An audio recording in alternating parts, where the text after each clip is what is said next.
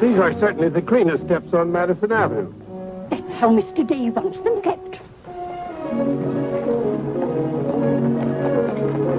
Good morning. Morning.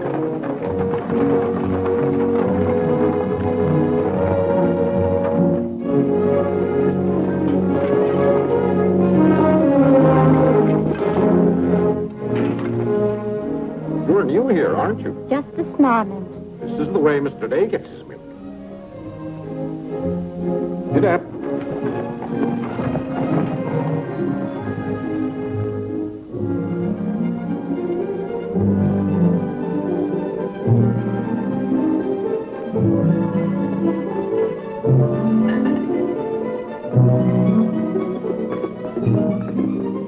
Annie, be careful of this dish. You could burn your hands. And keep the cover on till you're ready to serve them. Mr. Day likes his muffins hot. I'll do that.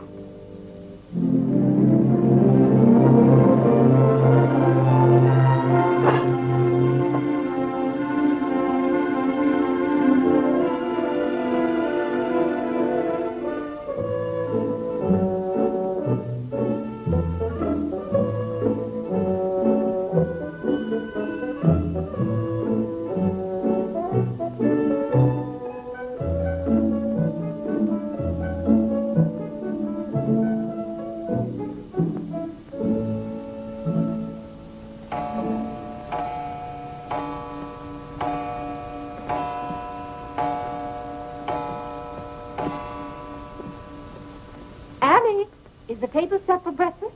Yes, ma'am.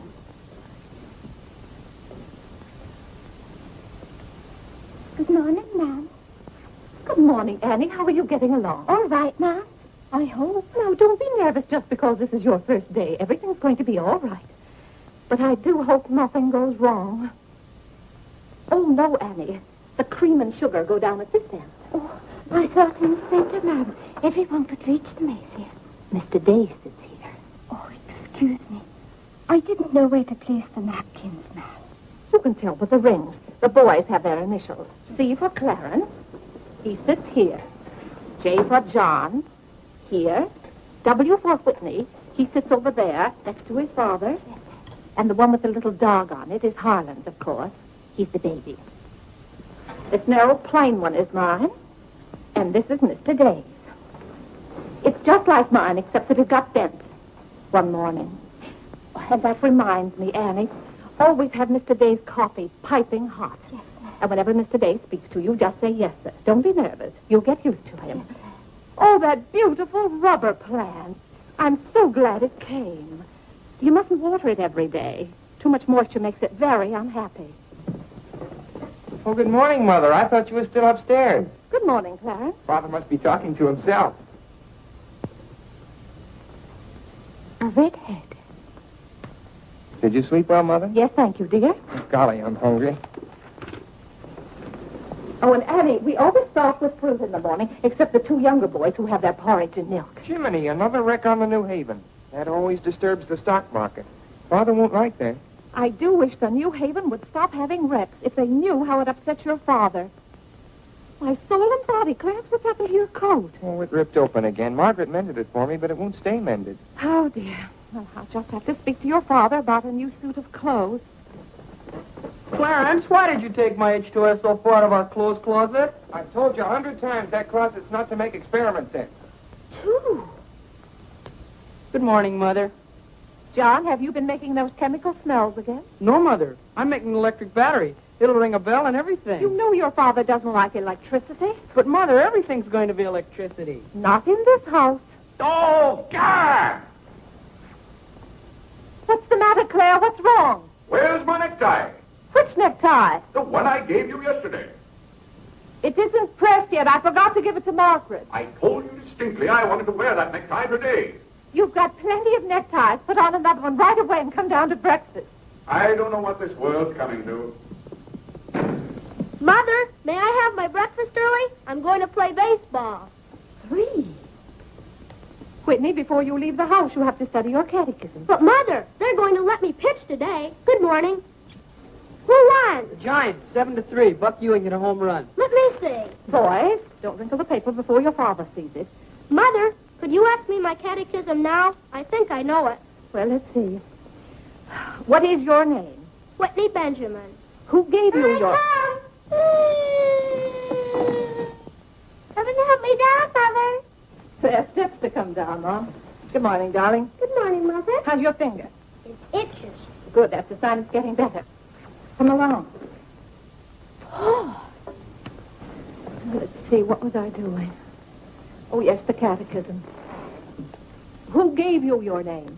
My sponsors in baptism, wherein I was made a member of Christ, the child of God, and an inheritor of the kingdom of heaven.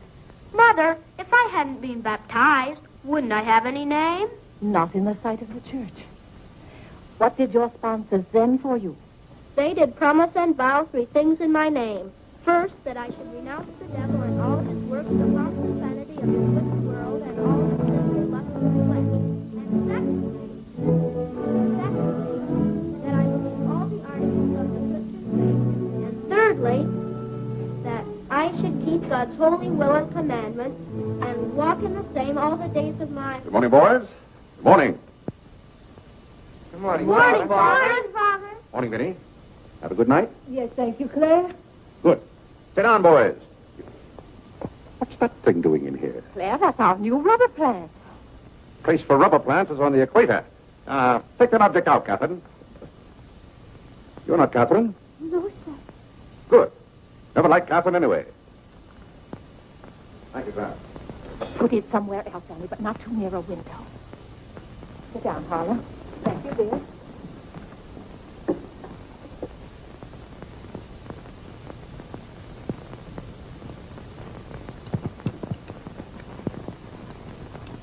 Where did that dog come from? She'll behave, Mother. I'll talk to her. What did you say? Claire, that new suit looks very nice. Blasted tight. You put on a little weight, dear. Well, I weigh just the same as I always have. Well, Clarence has just managed to ruin the only decent suit he has. I'm sorry, but I'm afraid he'll need a new suit of clothes. Vinnie, Clarence has to learn not to be so hard on his clothes. But, Father, I When thought... you start in Yale in the fall, you'll be completely outfitted. But nothing this summer. Can't I have one of your old suits cut down for me? Every suit I own still has plenty of wear in it. I wear my clothes until they're worn out.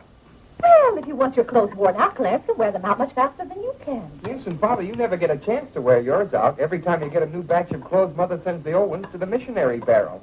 I guess I'm just as good as any old missionary. Clarence, before you compare yourself to a missionary, remember the sacrifices they made. Oh, I don't know, Vinnie. I think my clothes would look better on Clarence than on some Hottentot. Have that dark sack suit of mine cut down to fit you. Oh, thank you, Father. One of Father's suits. Thank you, sir. In return for that, Clarence, I want you to practice more often on your violin. Whitney, don't eat so fast. Well, Father, I'm going to pitch today. But before I go, I have to study my catechism. What do you bother with that for? Because if he doesn't know his catechism, he can't be confirmed. But Vinnie, Whitney's going to pitch today. He can be confirmed any old time.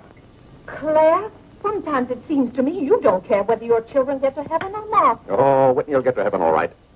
I'll be there before you are, Whitney. I'll see that you get in.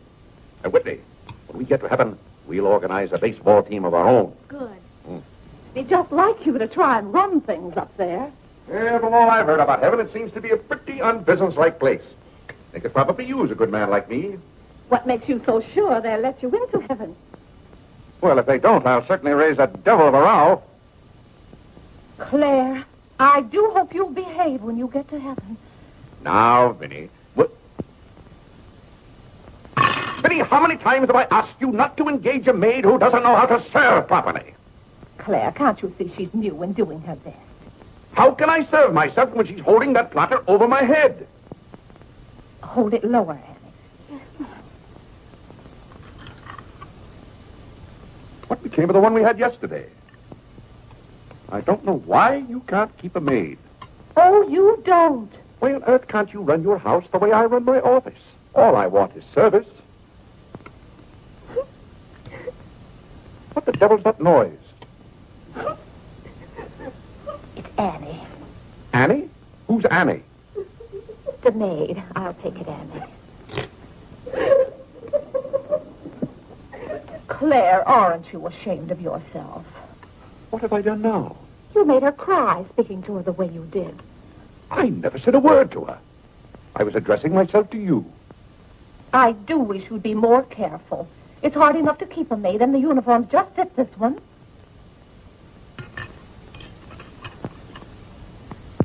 What's the matter, Claire? What's wrong?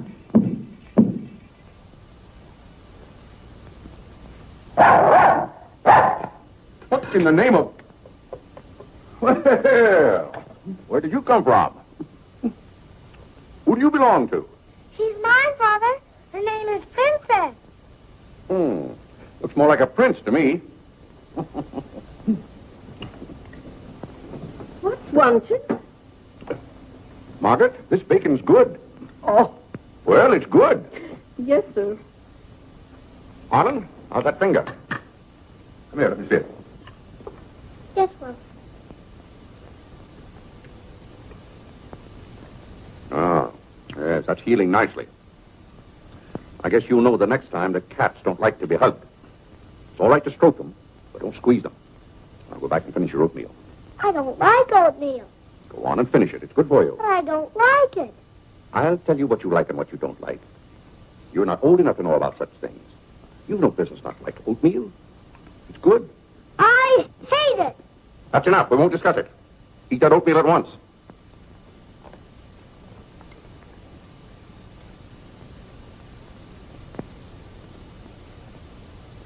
Ah.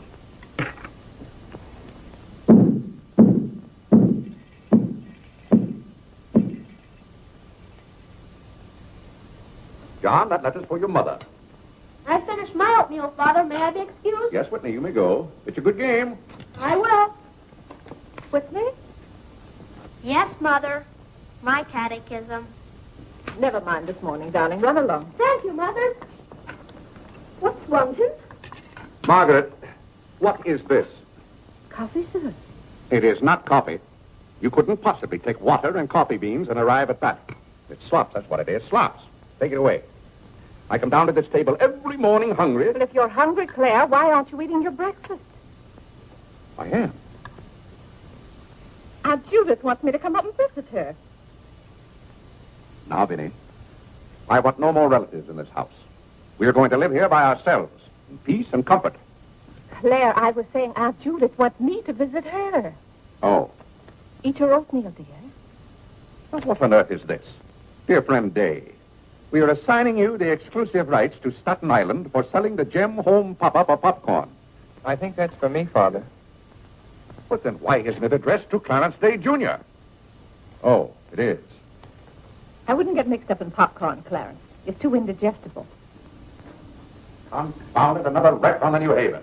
If you please, ma'am, there's $1 due on a package. It's from Lewis and Conger's. Oh, yes, those kitchen knives I ordered. Make a memorandum of that, Vinnie. $1, and whatever it was for. Of course, Claire. I must have a record of what is spent running this house. I've never understood what good a record is after the money's gone. There's just $1, Margaret. Vinnie, this house must be run on a business basis. Of course, dear. That's what the household accounts are for. Oh, Claire, it's 8:30. You don't want to be late at the office. Plenty of time. Annie, clear the table now. Mom, I'll do that. Clarence, John. Yes, Mother? You boys go up and move the small bureau from my room into yours. Who's coming? Cousin Cora, and she's bringing a friend with her, a young girl. A girl? You'll have to help entertain her, Clarence. Oh, Mother, do I have to? Wait till Father finds out we've got visitors. There'll be a rumpus. John, don't criticize your father. He's very hospitable. After he gets used to the idea. I like coffee. I like tea. I like the girls, and the girls like me. Well, I don't like girls, and they don't like me. Oh, God! Go on, boys, go on. What's the matter, Claire? What's wrong?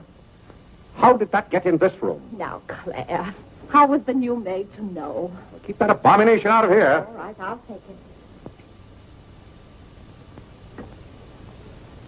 Oh, Claire, dear, I'm afraid I'm going to need some more money. You were complaining about the coffee this morning. Well, that nice French drip coffee pot is broken, and you know how it got broken. Yeah, never mind that, Vinnie. As I remember, that coffee pot cost $5 and something. I'll give you $6. When you get it, Vinnie, enter the exact amount in the ledger. Of course, Claire. We can't go on month after month having the household accounts in such a mess.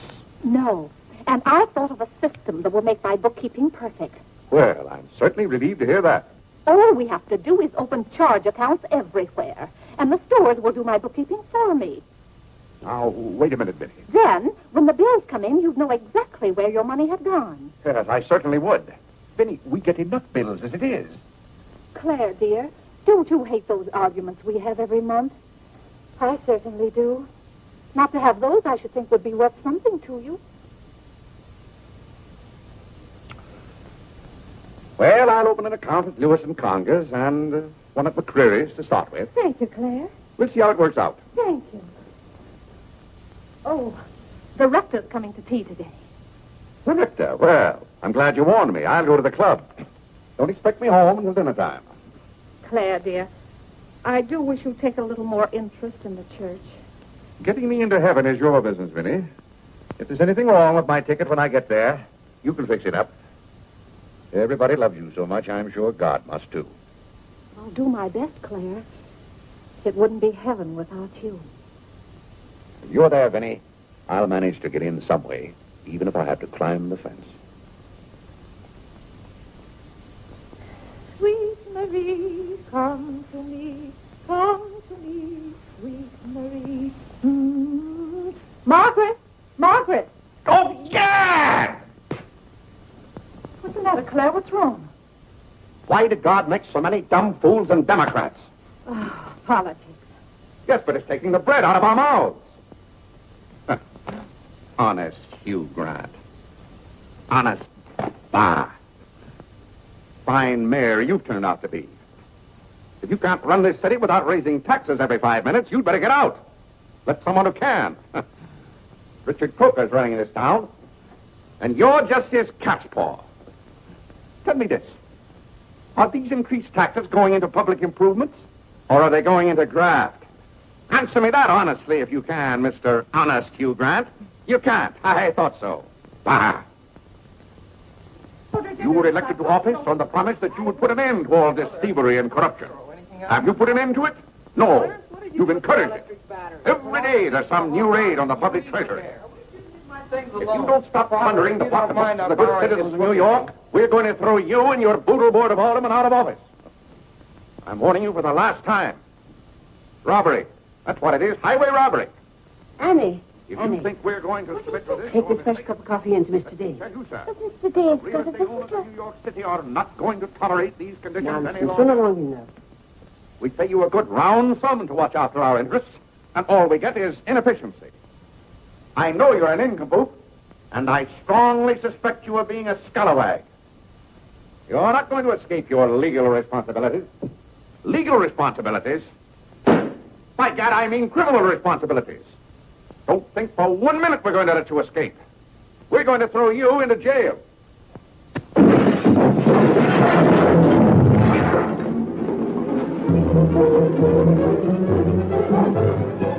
Annie, are you hurt? He can't throw me into jail. Vinnie? Vinnie, why can't I have quiet here in the morning? Claire, what happened? It sounded to me as though that maid dropped a whole tray of dishes. Yes, but what did you say to her? Say to her? I haven't seen her since breakfast. I've got to get to the office. Oh, yes, Claire, you don't want to be late. I'll be home in plenty of time for dinner. Why don't we have chicken fricassee tonight? Well, Claire, chicken's gone up. It's 8 cents a pound.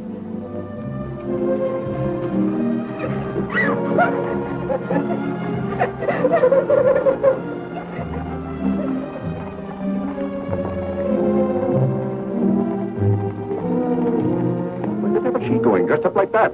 Claire, you've done it again. How could you? Could I what? Can't you see she's leaving? Dear, I have no time to engage a new maid. We'll have to have dinner out. In or out? Nonsense. I'll engage a new maid myself. Claire, you can't. She has to fit the uniform. I'll have one here in an hour. Goodbye, dear. Bye. Good morning, Mr. Day. On your way to the office? Yes, Terence. Good morning. Mrs. Day? Good morning, Mr. Day. Jim?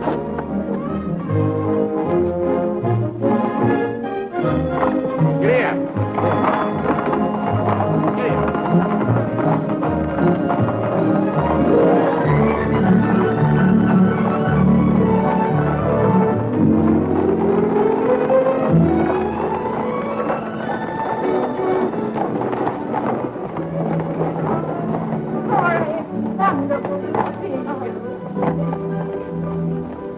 Vinnie, I declare you're getting younger and prettier every year. Oh, this is Mary Skinner. It's Skinner's daughter. My goodness, I never would have known you.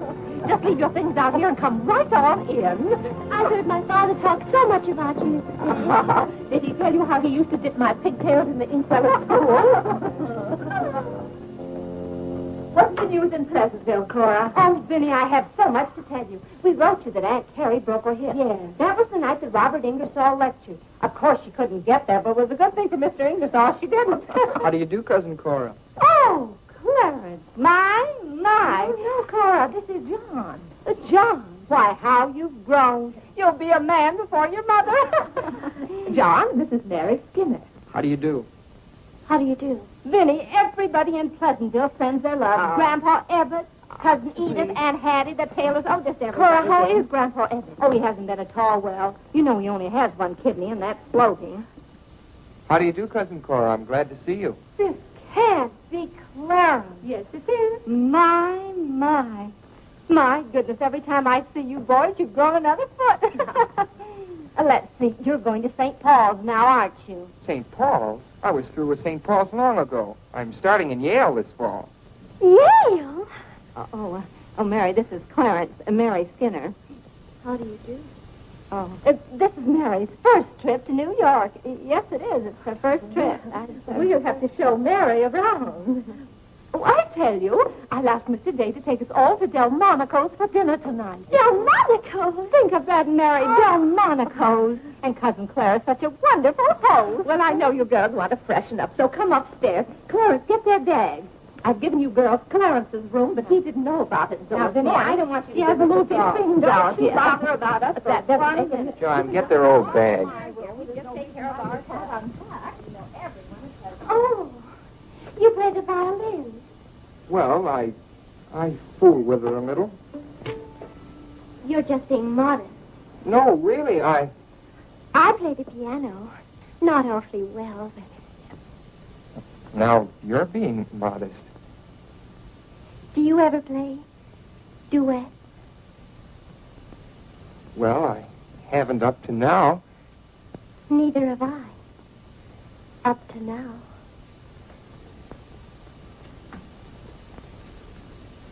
Cora didn't tell me about you. I never met a Yale man before.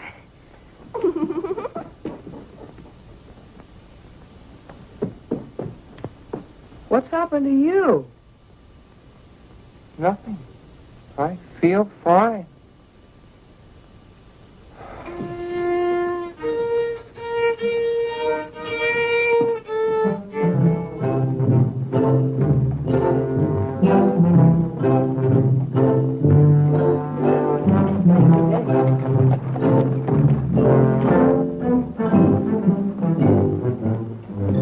Where do you keep them?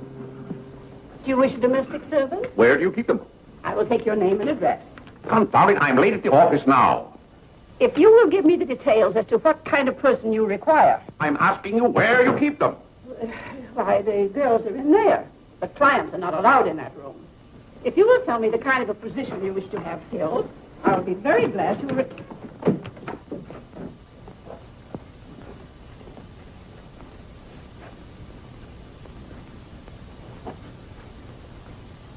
You stand up, please. Sir, this is quite against the rules. I must know what you want the girl for. I'll take that one. What's your name? Hilda, sir. Hilda, you go right over to 420 Madison Avenue. I will, sir. That's all, thank you. Sir, before I can let any girl go from this establishment, I must know the character of the home in which she will be employed. Madam, I am the character of my home. My duty toward my neighbor is to love him as myself and to do unto all men as They should do unto me. they should do unto me. To... He really knows it. Well, he's done very well for so young a boy. May I go now? Yes, darling. Thank you, Dr. Lloyd. Not at all. Come on, Harlan. Wait for me. Ah, you and Mr. Day must be very proud of your children. I was hoping I'd find Mr. Day at home this afternoon. Well, he's usually home from the office by this time. Perhaps he's gone for a gallop in the park. It's such a fine day. He's very fond of horseback riding, I believe. Oh, yes. Tell me, has he ever been thrown from a horse? Oh, no. No horse would throw Mr. Day. I just thought he might have had some accident. I notice he never kneels in church. Oh, that's no accident. But I don't want you to think he doesn't pray. He does. Why, sometimes you can hear him all over the house. But he never kneels. Ah, perhaps that's Mr. Day now. I hardly think so. Oh, the devil, I forgot. Claire, you're just in time for tea. I'll send for some hot water. How are you, Dr. Lloyd? It's a great pleasure to have a visit with you, Mr. Day. Mother, are they back yet? No, Clarence, no. Except for a brief glimpse on the Sabbath, I don't see much of you. Well, Claire, did you have a busy day at the office? Devilishly busy. Claire. A very busy day. Tired out. How a man can get tired just sitting at a desk all day, I don't know. I suppose Wall Street is just as much a mystery to you as it is to me, Dr. Lloyd. No, it's all very clear to me. My mind often goes to the businessman. The picture I'm most fond of is when I envision him at the close of the day's work. I see him pausing in his toil, and it comes over him that all those figures of profit and loss are without importance or consequence. Vanity and dust. Well, I'll be... Claire? Yes, ma'am. Delia, some more hot water, please. Yes, ma'am. Who's that? The new maid. Where's the one I sent this morning? The uniform didn't fit. I like the one I picked out better. Claire, Dr. Lloyd wants to tell us about the plans for the new edifice. The new what? The new church. You knew we were planning to build a new church. Of course, we're going to have to raise a large sum of money. Well, personally, I'm against the church hopping, skipping, and jumping all over the town. So any contribution I make will have to be a small one. The amount everyone is to subscribe has already been decided. Who decided it? After considerable thought, we voted that our supporting members should each contribute a sum equal to the cost of their pew. I paid $5,000 for my pew. Yes, Claire, that makes our contribution $5,000. That's robbery. Do you know what that pew was worth today? $3,000. That's what the last one sold for. I've taken a dead loss of $2,000 on that pew already. Frank Baggs sold me that pew when the market was at its peak. He knew when to get out. And I'm warning you, Vinnie, if the market ever goes up, I'm going to unload that pew. Clarence Day, how can you speak of the temple of the Lord as though it was something to be bought and sold on Wall Street? Now, Mrs. Day, your husband is a practical man. We've had to be practical about the new church. We have all the facts and figures. Oh? What's the property worth where we are now? Oh, let's see. Is it $40,000? I know the figure has a 4 in it. What's the new piece of property going to cost you? I think the figure I heard mentioned was $85,000. Or was it $185,000? Dr. Lloyd, you preach that someday we'll all have to answer to God. We shall indeed. Well, I hope God doesn't ask you any questions with figures in them. Mrs. Day is in the living room. Thank you. It's Cousin Cora. Hmm? She's passing through town. Oh. Well. Oh, hello. Hello. Hello. Thank you for helping me. Come, Mary. Oh, Vinnie, what a day. We've been in every shop in town. Why, Cousin Claire. Cora, My. you're as welcome as the flowers in May. This is Mary Skinner, Mr. Day. How do you do? I've been telling Mary all about you. She's been dying to meet you. Well, Dr. Lloyd, I want you to meet my favorite cousin, Miss Cartwright. How do you do? do? And this is Mary Skinner, Miss Skinner, Dr. Lloyd. How do you do? How do you do? It seems to be a family reunion. I'll just run along. goodbye, Dr. Lloyd. Goodbye, Miss Carter. Goodbye. Goodbye. Oh, Clarence, you haven't said how do you do to Dr. Lloyd. Goodbye, Dr. Lloyd. Goodbye, everybody. I'll go to the door with you, Dr. Thank you, Lloyd. and thank you so much for tea. Those muffins were delicious.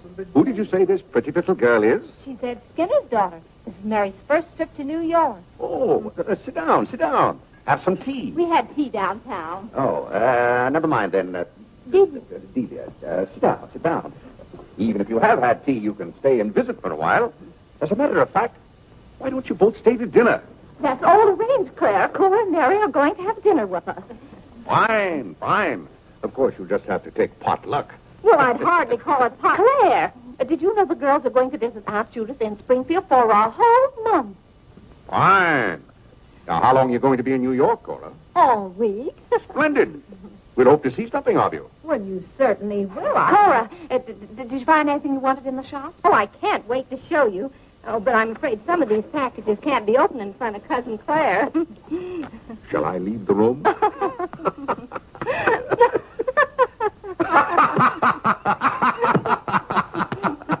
Oh, Clarence, would you take the package in the hall up to our room, or should I say your room? Wasn't it nice of Clarence to give up his room to us for a whole week? Cora, come on, I just can't wait to see what's in those packages. Well, we'll be back soon. Vinnie, I wish to speak to you before you go upstairs. I'll be down in just a minute, Claire. I wish to speak to you now. I'll be up in just a minute, Cora. It's all right, Vinnie. Come along, Mary. Are those two women encamped in our house? Now, Claire. Answer me, Vinnie. Now, Claire, you know... Answer me. Just a minute. Clarence.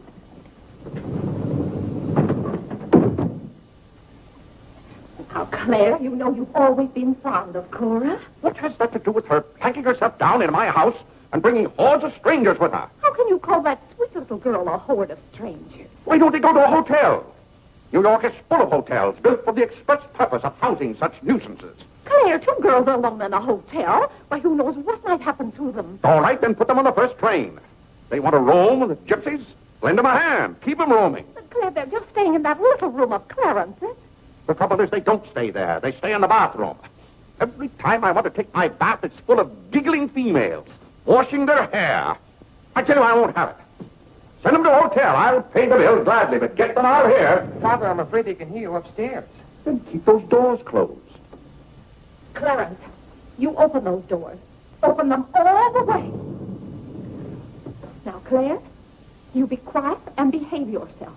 They're here, and they're going to stay here. That's enough, Vinnie. I want no more of this argument.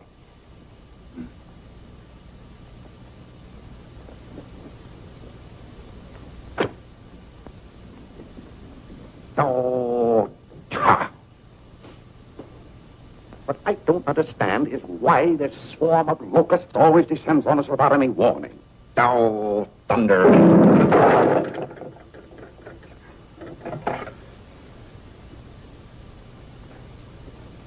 Vinnie. Dear Vinnie.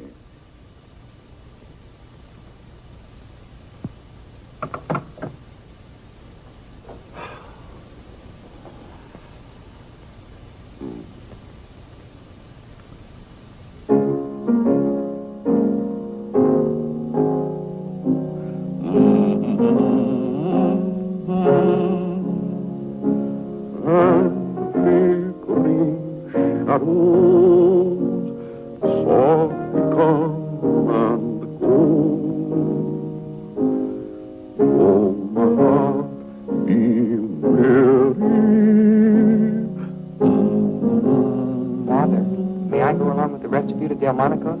What's that, Delmonico's? You're taking Mother, Cousin Cora, and Miss Skinner to Delmonico's for dinner tonight. Oh, Gad! I won't have it. I won't have it. I will not have my life arranged for me.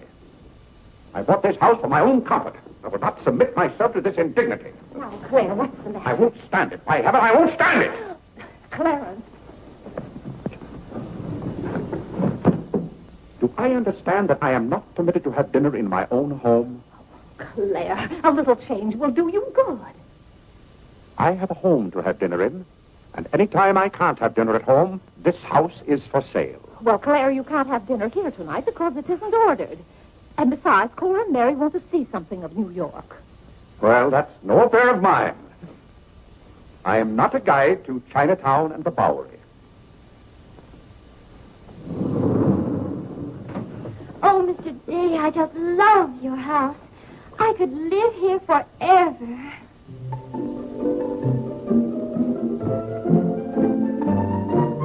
car is waiting for you, Mrs. Day. Oh, yes, I'll run right up.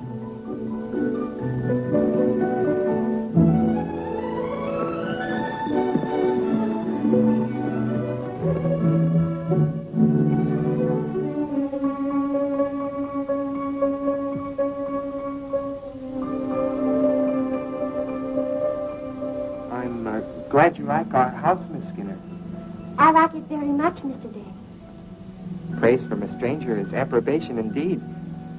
At home, our living room is green. I like green. I like green, too. Red's my favorite color. It's an interesting thing about colors. Red's a nice color in a house, too, but outside, too much red would be bad. I mean, for instance, if all the trees and the grass were red. Outside, green's the best color. That's right. I never thought of it that way. But when you do think of it, it's quite a thought. I bet you make your mark at Yale. Oh. My mother wants me to go to college. Do you believe in girls going to college? I guess it's all right if they want to waste that much time. Before they get married, I mean. I'm glad you're fond of music, Mr. Day. Oh, look, a new youth companion. John enjoys the youth companion. John.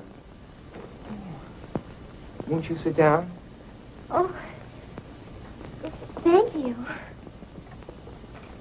It tells all about connecting batteries and series. John, Miss Skinner and I were talking. Oh, that's all right. You won't bother me. Jiminy, that's where I made my mistake. I didn't mix enough blue vitriol with it.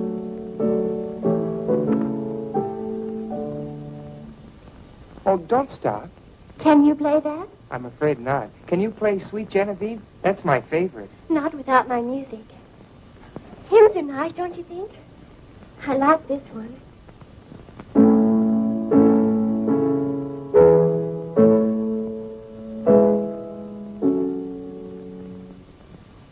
That's funny. The words are the same, but it's the wrong tune.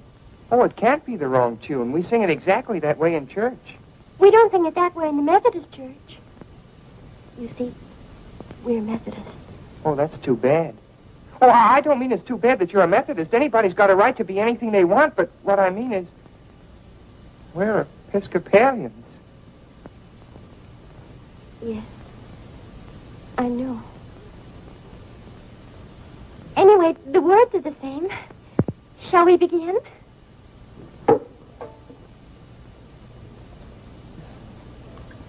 Now.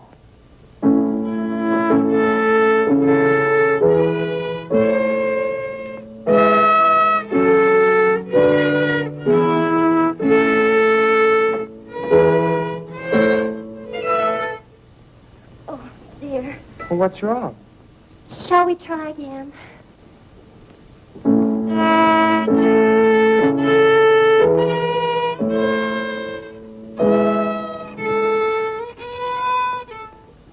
It must be my fault. Oh, no, it's my fault. No, you're the Episcopalian.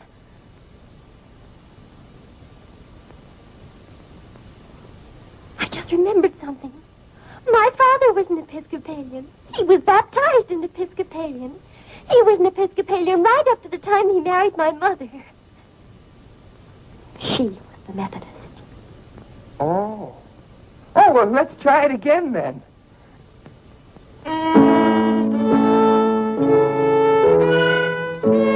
Well, Clarence, if you're going to Delmonico's with us, you'd better get dressed. Am I going to? Jiminy!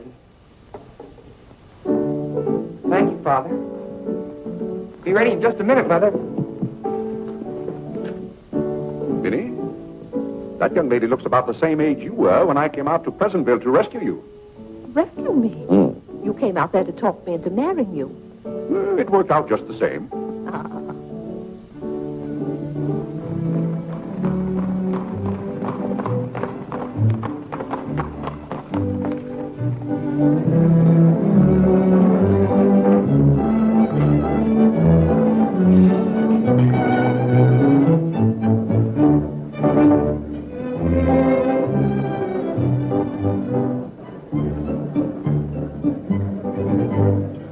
L'addition, François. Oui, monsieur, tout de suite.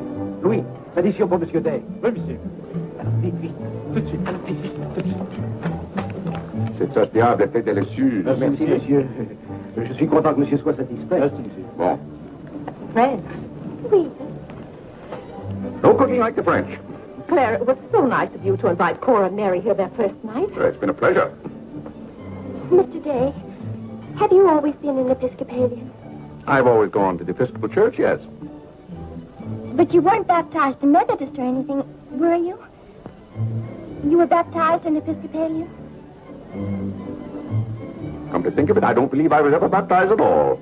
Claire, that's not very funny, joking about a subject like that. I'm not joking. I remember now, I never was baptized. Claire, that's ridiculous. Everybody's baptized. What? I'm not. No one would keep a little baby from being baptized. You know father and mother, free thinkers, both of them. They thought their children should decide those things for themselves. But Claire... I remember when I was 10 or 12 years old, Mother set out to give some thought to it, but I never got around to having it done to me. Claire, do you know what you're saying? Yes, I'm saying I've never been baptized. Then something's got to be done about it right away. Now, Vinnie, don't get excited over nothing. Why haven't you ever told me? Well, what difference does it make? I've never heard of anyone who wasn't baptized. Even the savages in darkest Africa. It's all right for savages and children. But if an oversight was made in my case, it's too late to correct it now.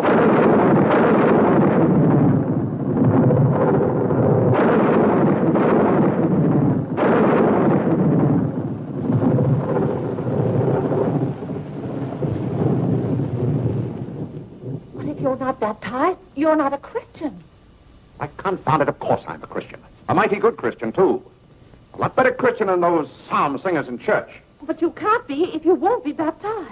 I won't be baptized, and I will be a Christian. I'll be a Christian in my own way. Claire, don't you want to meet us all in heaven?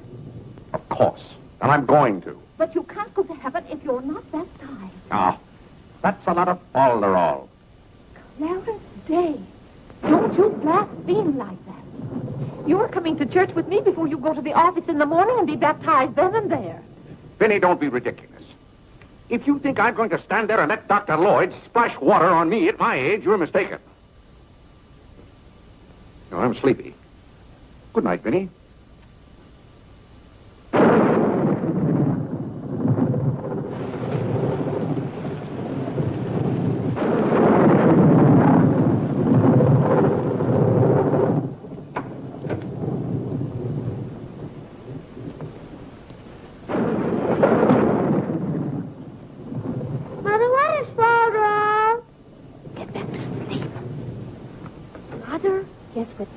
Father hasn't been baptized, he hasn't any name. In the sight of the church, he hasn't any name.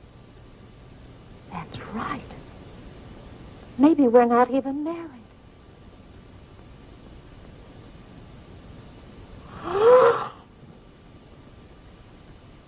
We, thine unworthy servants, do give thee most humble and hearty thanks for all thy goodness and loving kindness to us and to all men.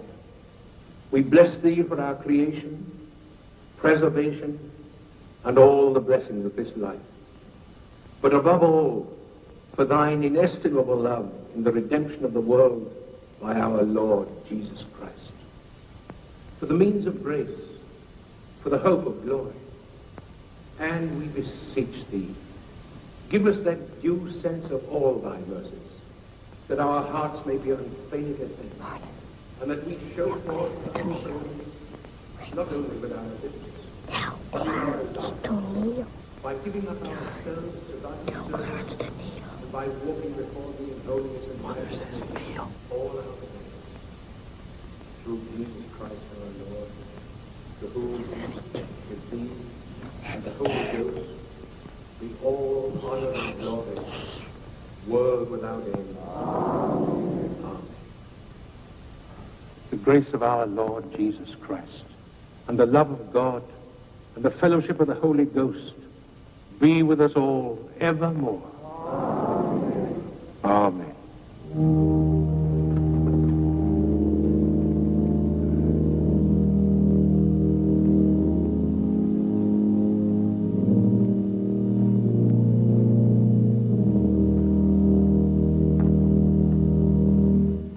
so, my friends, what comfort and security it gives us when we have reached the age of understanding to know that the rite of baptism has not been neglected in our infancy or youth. Can you imagine any man who has reached maturity with the knowledge that he had never been baptized, failing to hasten to the holy font that his soul might be saved?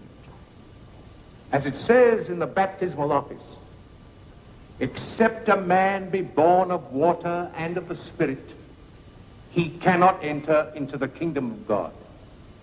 He that believeth and is baptized shall be saved, but he that believeth not shall be damned.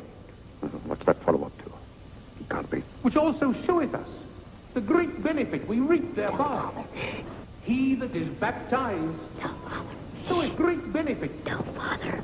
But he that believeth not, Father, cannot enter into the kingdom of God. Says, shh. For the promise is to you, to your children. Doubt ye not, therefore, but earnestly believe.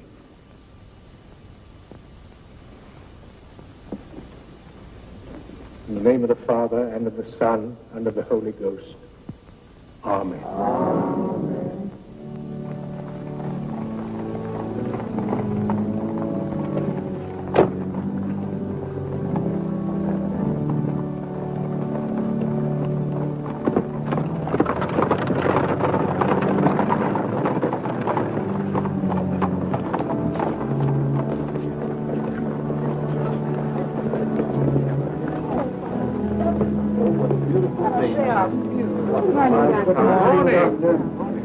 This is William Tyler Wickersham. And this is Wilhelmina Eugenia Wickersham.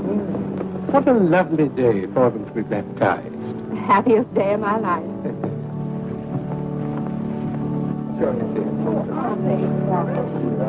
Lovely. Thank you.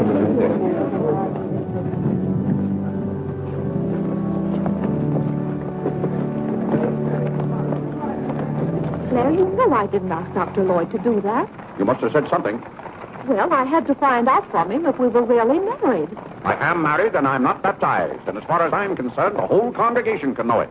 They certainly know it now. That suits me.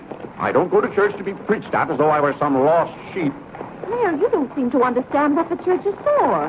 Vinnie, if there's one place the church should leave alone, it's a man's soul.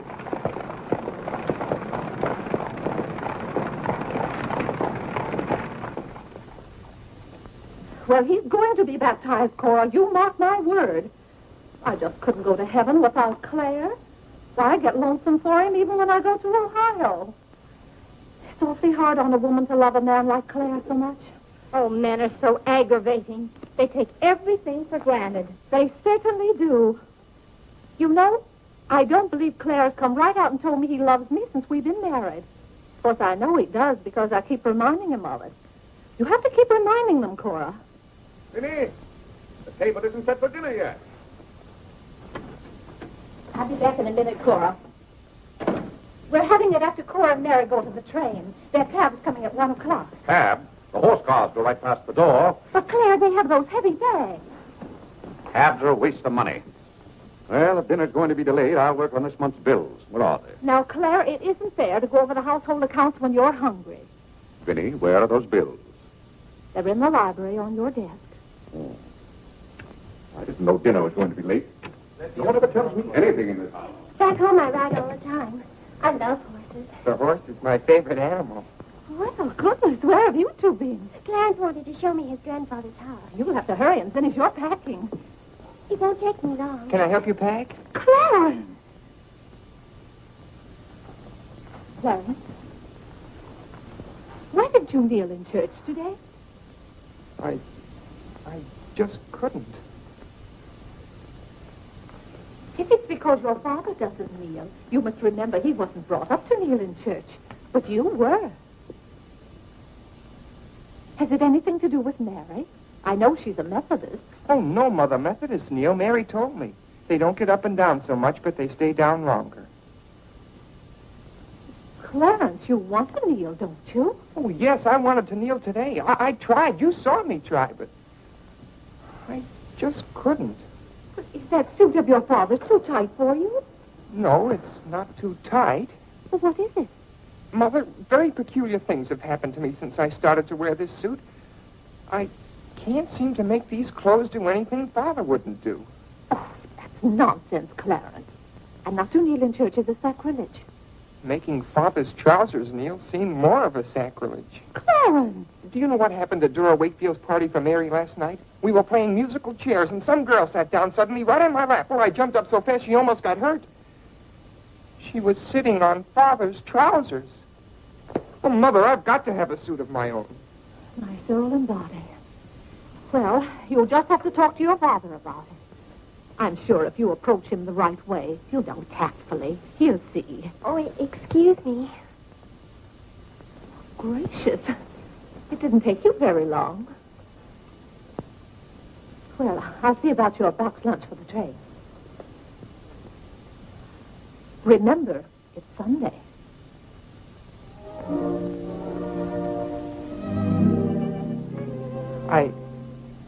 I was hoping we could have a few minutes together before you left.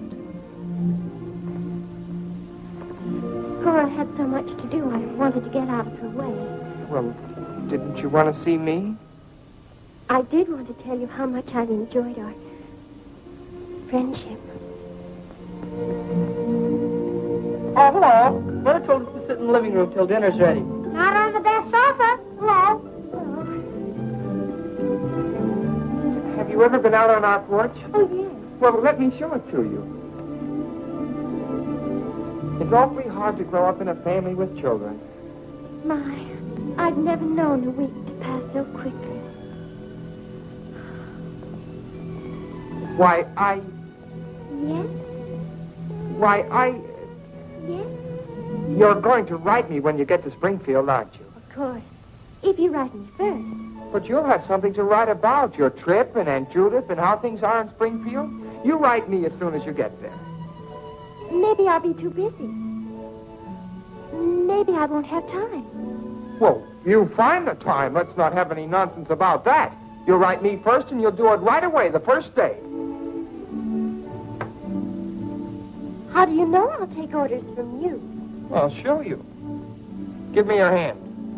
Why should I? Give me your hand, confound it. What do you want with my hand? I just wanted it. What are you thinking about? I was just thinking. About what? I was hoping you'd write me first, because that would mean you liked me. Well, what's my writing first got to do with liking you? You do like me then. Of course I do. I like you better than any girl I ever met. But you don't like me well enough to write first. Well, I don't see how one thing's got anything to do with the other. But a girl can't write first because she's a girl. Well, that's nonsense. If a girl has something to write about and a fellow hasn't, there's no reason why she shouldn't write first.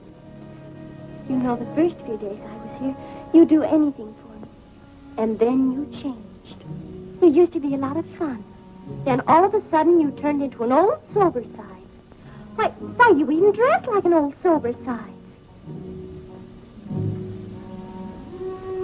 What's the matter? I just happened to remember something. What? Oh, I know. It's because this is the last time we'll be together. Mary, please. But, Clarence, we'll see each other in a month when I come back. Oh, Clarence, please write me first, because that'll show me how much you like me. Please. I'll show you how much I like you. Get up, get up! Oh, Mary, don't do that. Please don't do that. No, just a bold and forward girl. Oh, no, it's not that. Oh, is it because it's Sunday? No, it'd be the same any day. Oh, you just didn't want me sitting on your lap. It was nice of you to do it. It was nice of you, so you told me to get up. You just couldn't bear to have me sit there. Oh, you needn't write me first. You needn't write me any letters at all. Because I'll tear them up without owning them. I never want to see you again. Oh, Mary, Mary, listen to me. Mary, please. Oh, Mary.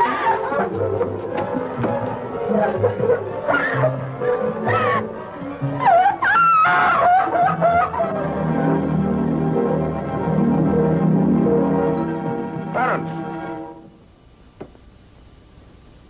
Yes, Father? That young lady's crying. She's in tears. What's the meaning of this? I'm sorry, Father. It's all my fault. Nonsense. What's that girl trying to do to you? Well, no, she wasn't. It was... Well, whatever the quarrel was about, Clarence, I'm glad you held your own. Father, I have to have a new suit of clothes. You've got to give me the money for it. Young man, do you realize that you're addressing your father? I'm sorry, Father. I apologize. But you don't know how important this is to me. A new suit of clothes is so important. Oh, why should... Clarence, has your need for a new suit of clothes anything to do with that young lady? Yes, Father. Now, Clarence, this comes as quite a shock to me. What does, Father? You're being so grown up. Still, I might have known if you were going to college this fall. Yes, you're at the age when you'll be meeting girls. Clarence, there are things about women that I think you ought to know. Sit down.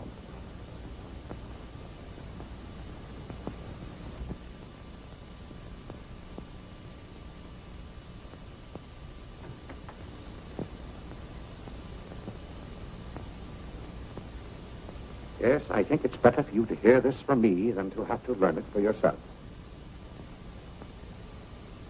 Clarence, women aren't the angels that you think they are. Well, now, first let me explain this to you. You see, Clarence, we men have to run this world, and it's not an easy job. It takes work, and it takes thinking.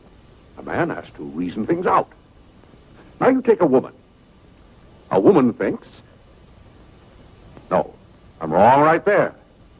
A woman doesn't think at all. She gets stirred up. And she gets stirred up over the most confounded things. Now, I love my wife just as much as any man, but that doesn't mean that I should stand for a lot of falderall. By gad, I won't stand for it. Stand for what, Father? That's the one thing I shall not submit myself to. Clarence, if a man thinks a certain thing is wrong, he shouldn't do it. If he thinks it's right, he should do it. Now, that has nothing to do with whether he loves his wife or not. Who says it has, Father? They do. Who, sir? Women. They get stirred up. And then they try to get you stirred up, too. But don't you let them do it, Clarence. Don't you let them do it. Now, if you can keep reason and logic in the argument, a man can hold his own, of course. But if they can switch you, pretty soon the argument's about whether you love them or not. I swear I don't know how they do it. But don't you let them, Clarence. Don't you let them. I see what you mean so far, Father. If you don't watch yourself, love can make you do a lot of things you don't want to do. Exactly. But if you do watch out and know just how to handle women, then you'll be all right. All a man has to do is be firm. You know how sometimes I have to be firm with your mother. Yes, but Father, what can you do when they cry? Well, that's quite a question.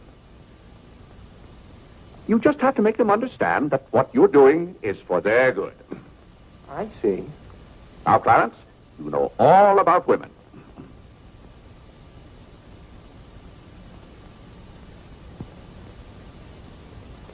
But, Father... Yes, Clarence? I thought you were going to tell me about... About what? About women. Clarence, there are some things gentlemen don't discuss. I've told you all you need to know. The thing for you to remember is be firm.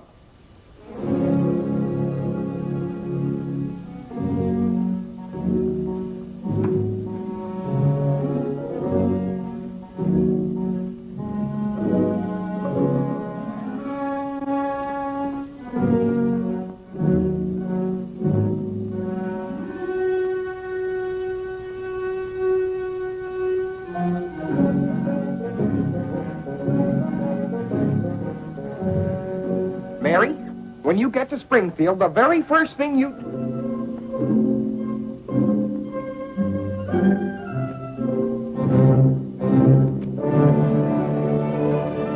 Oh, God! What's the matter, Claire? What's wrong? Sit down, Vinnie. Oh, Claire, Cora and Mary are leaving any moment Sit down. now. Vinnie, you know I like to live well, and I want my family to live well. But this house must be run on a business basis. I must know how much money I'm spending and what for. For instance, if you recall, a week ago I gave you $6 to buy a new coffee pot. Yes, because you broke the old one. You threw it right on the floor. I'm not talking about that. Now I find here among my... It was a pity to break that nice coffee pot, Claire. It was imported from France, and that little shop has stopped selling them. But what has that They to... said the tariff wouldn't let them, and that's your fault because you're always voting to raise the tariff. The tariff protects America against cheap foreign labor. Now, this bill... The tariff does nothing but put up the prices, and that's hard on everybody, especially the farmer. Vinnie, I wish to heaven you wouldn't talk about matters you don't know anything about. I do, too, know about them. Miss Gulick says that every intelligent woman should have some opinion Who, about... may I ask, is Miss Gulick? She's the current events woman I told you about, and the tickets are $1 every Tuesday. Do you mean to tell me that a pack of idle-minded females pay $1 apiece to hear another female gabble about the events of the day? Listen to me if you want to know anything about the events of the day. But you get so excited, Claire. And besides, Miss Gulick says that our president, whom you're always belittling, prays to God for guidance. Vinnie, what happened to that $6? What's $6? I gave you $6 to buy a new coffee pot. Now I find that you apparently got one at Lewis in Congress and charged it. Here's the bill. One coffee pot, $5. So you owe me $1, and you can hand it right over. I'll do nothing of the kind. What did you do with that $6? Well, Claire, I can't tell you now, dear. Why didn't you ask me at the time? I give up. Wait a minute. I spent $4.50 for that new umbrella. Now we're getting somewhere. One umbrella, $4.50. And that must have been the week I paid Mrs. Tobin for 2 extra days washing. Mrs. Tobin. That's $2 more. $2. That makes $6.50, and that's another 50 cents you owe me. I don't owe you anything. What you owe me is an explanation of where my money's gone.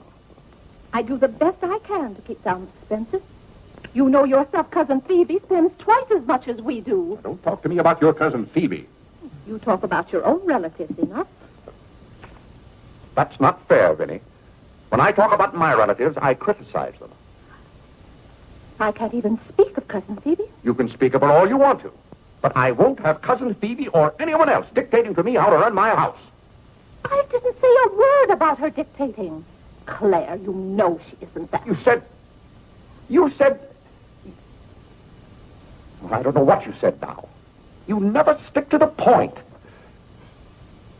Now, we're going over this account book, item by item. I find here a bill for $38.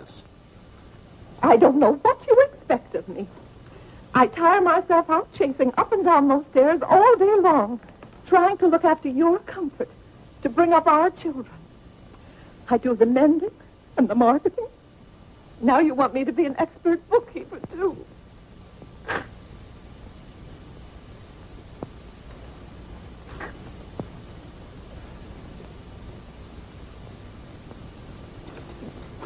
Vinnie, I want to be reasonable, but can't you understand? I'm doing all this for your own good. Oh. Well, I suppose I'll have to go ahead just paying the bills and hoping I've got enough money in the bank to meet them. But it's all very discouraging. I'll try to do better, Claire. Well, that's all I'm asking. Well, I'll make out the checks and sign them. But maybe I haven't any right to sign those checks since in the sight of the Lord I haven't any name. That's right. Claire, to make those checks good, you'll have to be baptized right away. Vinnie, the bank doesn't care whether I've been baptized or not. Well, I care. And no matter what Dr. Lloyd said, I'm not sure we're really married. Vinnie, we have 4 children. If we're not married now, we never will be. Claire, Dr. Lloyd said this morning. That's all, Vinnie. Hadn't you better go tell Whitney to watch for the cab? Not before you give me that $1.50. What $1.50? The $1.50 you owe me. I don't owe you any $1.50. I gave you money to buy a coffee pot for me, and somehow it turned into an umbrella for you. But Clarence Day, what kind of man are you? Quibbling about $1.50 when your immortal soul is in danger. And what's more, All right. All right.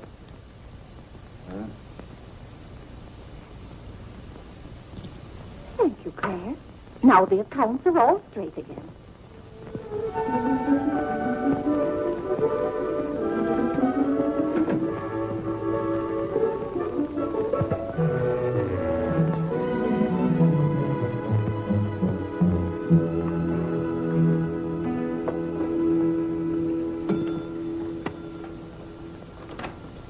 What were you doing down there? I'm setting up this new burglar alarm. I invented it myself.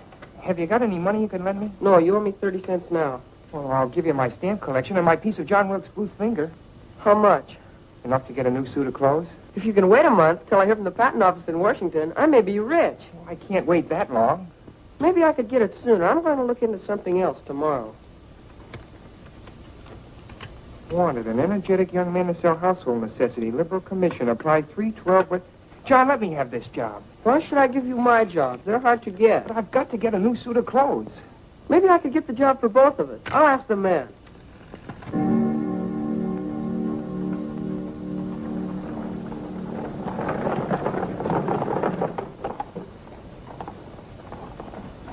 The cab's here, Father.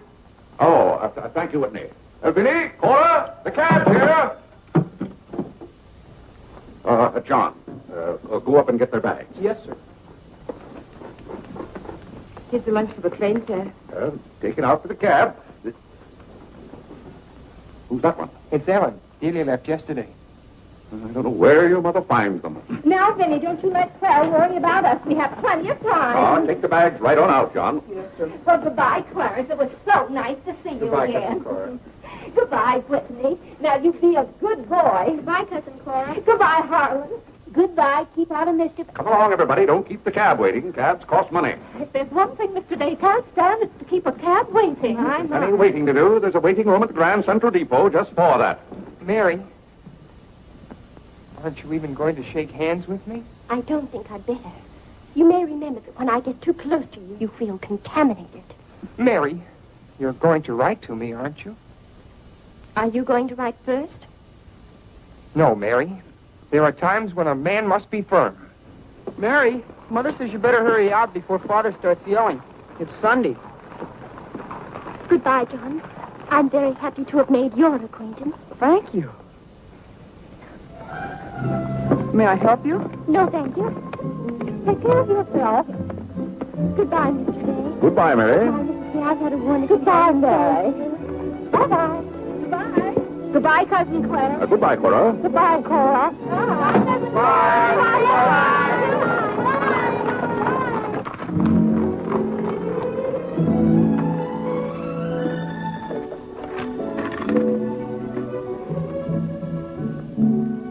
Dear Mary. My duty toward my neighbor is to love him as myself, and to do to all men as I would they should do unto me. Has Father gone to the office yet? Come on, let's go to the ball field. I've got to guard this box till John comes back. It's his burglar alarm. It wouldn't work, so he fixed it. We're going to put it back in the dining room after Father goes to the office. Are there burglars around? Everywhere. Oh. To love, honor, and succor my father and my mother. Why do you have to learn that? Because if I don't, I'll go to hell. Father's going to hell. He is not. Yes, he is, because he isn't baptized. He'll go to hell and burn for 1,000 years. He won't.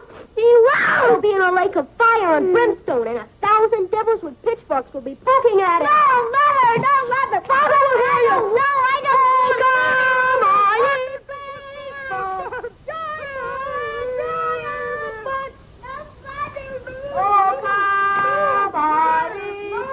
That noise. Just singing, Father. You boys be quiet. You know your mother isn't feeling well. Yes, Father.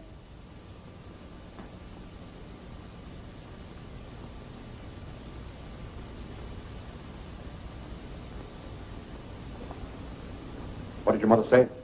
She said she doesn't want any breakfast. Now, why does your mother do that to me? You know, it just upsets my day when she doesn't come down to breakfast. A special delivery, sir.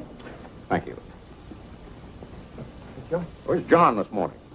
Well, John had his breakfast early, Father, and went out to see about something. See about what? Well, John and I thought we'd work this summer and earn some money. Good. Work never hurt anyone. It's good for them. But if you're going to work, work hard. King Solomon had the right idea about work. Whatever thy hand findeth to do, Solomon said, do thy doggonedest. Well, I don't understand this at all. Here's a letter from some woman I never even heard of. Oh, Father! Oh, Gad! What is it, Father? This woman claims that she sat on my lap and that I didn't like it. Huh. What's that word? No, that one down there. It looks like curiosity. Oh. I only opened your letter as a matter of curiosity. Yes, go on. Why, this gets worse and worse. It just turns into a lot of sentimental, lovey-dovey mush. Cha! This is someone's idea of a practical joke. What's the matter, Claire? What's wrong? Nothing wrong. Just a fool letter. How are you feeling, Vinnie? I thought you needed me. If you don't, I'll go back to bed. Oh, no. Come sit down and get some food in you. Do you good. Build up your strength. Yeah, here, sit down. Here, what's this one's name? Nora. Nora, get Mrs. Day some bacon and eggs. No, Nora. Bring me a cup of tea up to my room. Yes, ma'am. Oh, Vinnie, it's just weak to give in to an ailment. I notice when you have a headache, you yell and groan and swear enough. Well, that's to prove to the headache that I'm stronger than it is. I think I've caught some kind of germ. Some of my friends have had to send for the doctor. The doctor? Oh, poppycock. But Claire, dear, when people are ill, you have to do something. Certainly I have to do something. Cheer them up. That's the way to cure them. How would you go about cheering them up? I'd tell them, bah.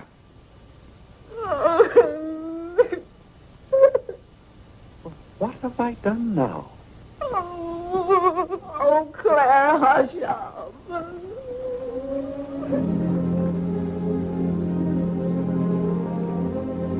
Hey, I didn't mean to upset you.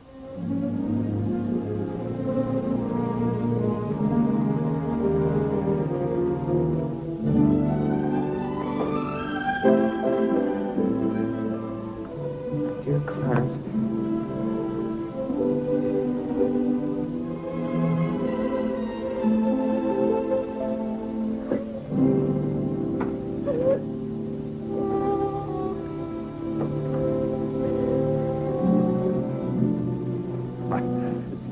I was just trying to help you.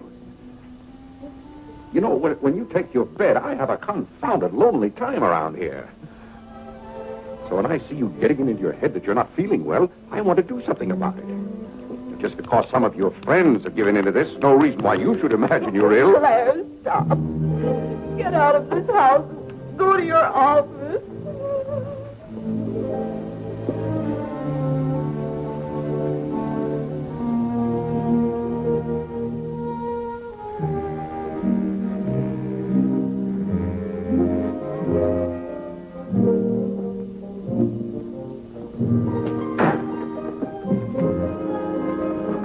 Did you get the job? Yes, for both of us. Look, I've got it with me. What is it? Medicine. Medicine. You took a job for us to go out and sell medicine? But it's wonderful medicine. Look what it cures. A sovereign cure for cold, coughs, catarrh, asthma, quinsy, and sore throat. Poor digestion, summer complaint, colic, dyspepsia, heartburn, and shortness of breath. Lumbago, rheumatism, heart disease, giddiness, and women's complaints. Nervous prostration, St. Vitus dance, jaundice, la grippe, proud flesh, pink eye, seasickness, and pimples. It's made from a secret formula known only to Dr. Bartlett. We get 25 cents commission on every bottle we sell, and he's giving us the territory of all Manhattan Island. Well, lots of fathers and mothers' friends have some of those diseases. Let's start out by calling on them. Yes. Oh, what if they ask us if we use it at our house? Oh, yes, it would be better if we could say we did. Excuse me? Oh, is that the tea for Mrs. Day? Yes. Oh, I'll take it up to her. Thank you. Right away now, while it's hot. What's the matter with Mother? I don't know. She was just complaining. Say, it says here it's good for women's complaints. Here.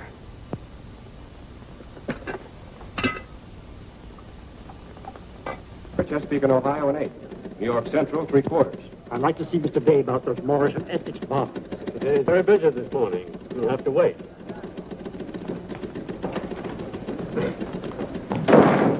Where's Father? Well, Master Whitney, have you come to pay us a visit? Where's Father? He's busy in his office with a customer. Master Whitney! But, Mr. Day, the president of the firm has... Father, you have to come home right away. What's the meaning of this? Who sent you down here? Your mother? No, sir. Mother's ill. She's terribly ill. Did the doctor send you for me? No, sir. It was Margaret. Margaret? Margaret says you're to come home right away and no nonsense. Hopkins, go down and stop the first cab you see. A cab, sir? For you, Mr. Day? Yes, I want a cab, and no nonsense. Yes, sir. I'm sorry, Mr. Hopkins.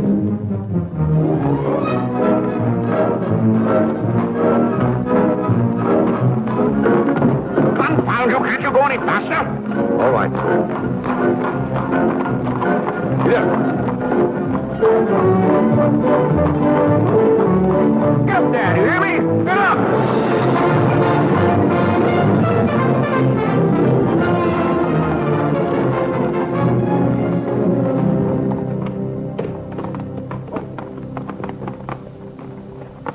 Oh, Doctor, how is Mrs. Day? She's a pretty sick woman.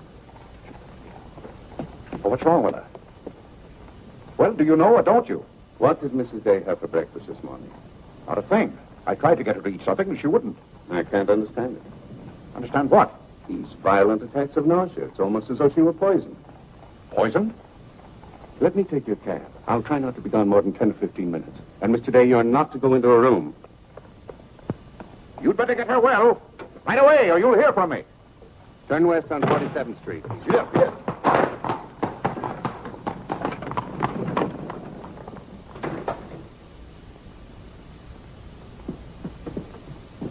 How is Mother? I don't know. Well, she better be good and sick, or Father may be mad at me for getting him up here. Especially in a cab. Is your father come? Yes, just now. Where are you going, Margaret? I have to go for the minister.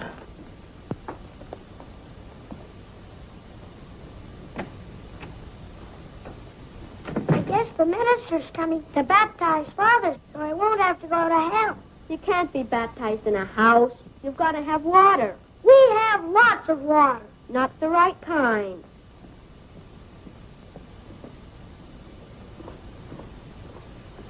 Is Mother better, Father? How can I tell? She wouldn't let me in the room with her. These confounded doctors never know what's the matter with anybody.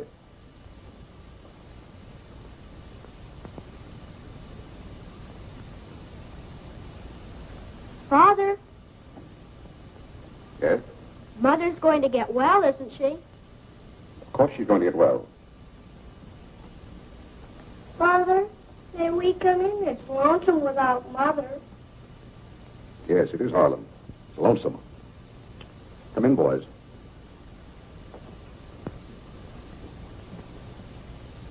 What have you been doing, Harlem? Nothing. They won't let me upstairs. What about you, Whitney? I was supposed to learn the rest of my catechism. Will you hear me, Father? Yes, Whitney, I'll hear you. Start here. How many parts are there in a sacrament? 2. The outward visible sign and the inward spiritual grace. What is the outward visible sign or form in baptism? Water, wherein the person is baptized in the name of... You haven't been baptized, have you, Father? Whitney, what is the outward visible sign? Water, wherein the person... You don't know it well enough, Whitney. You'd better go and study it some more. You want me to read to you, Harlan? Father, are they going to put you into hell? Whitney, take Harlan with you.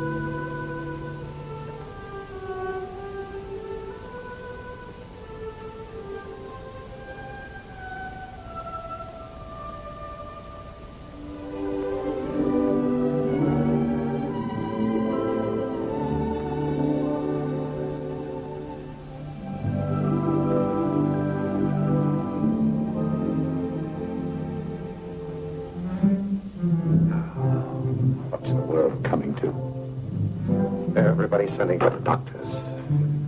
Doctors don't do you any good. Only make you feel worse. All poppycock. Who's ringing that bell? Stop that noise! Stop it, I say! What idiot's ringing that bell? Mr. Day, we must all be quiet. Mrs. Day is very ill. I know she's ill. Go up and see if she needs anything. And what are you doing out of the house? Send for the minister. The minister?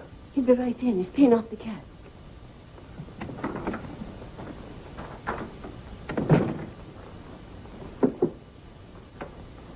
I was deeply shocked to learn the serious nature of Mrs. Day's illness. Will you take me up to her? She's resting now. She can't be disturbed. The doctor will be back in a minute. Mrs. Day has been a tower of strength in the parish. Everyone liked her so much. Yes, she was a fine woman. I wish to heaven you wouldn't talk about Mrs. Day as if she were dead.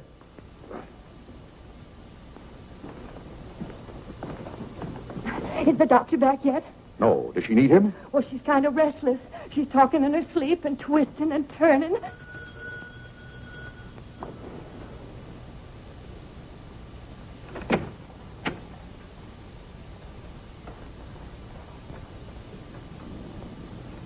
Well, Doctor, it seems to me that was a pretty long 10 minutes. See here, Mr. Day, if I'm to handle this case... How can you handle it if you're out of the house?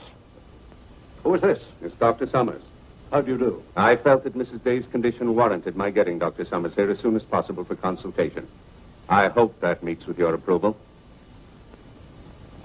Yes, of course. Anything that can be done. Upstairs, Doctor. Pardon.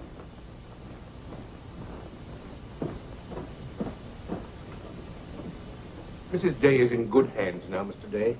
There's nothing you and I can do at the moment to help. Dr. Lloyd. Yes? There's something that's troubling Mrs. Day's mind. Oh? I think you know what I refer to. Yes. You mean the fact that you've never been baptized? Yes, I gathered that you knew about it from your sermon last Sunday. But let's not get angry. I think something had better be done about it. Yes, Mr. Day? When the doctors get through up there, I want you to talk to Mrs. Day. I want you to tell her something. Why, I'd be glad to. You're just the man to do it. She shouldn't be upset about this. I want you to tell her that my being baptized would just be a lot of confounded nonsense. But, Mr. Day... No, she'd take your word on a thing like that. And we both must do everything we can to help her now. But the solution is so simple. It would take only your consent to be baptized. That's out of the question. And I'm surprised that a grown man like you would suggest such a thing.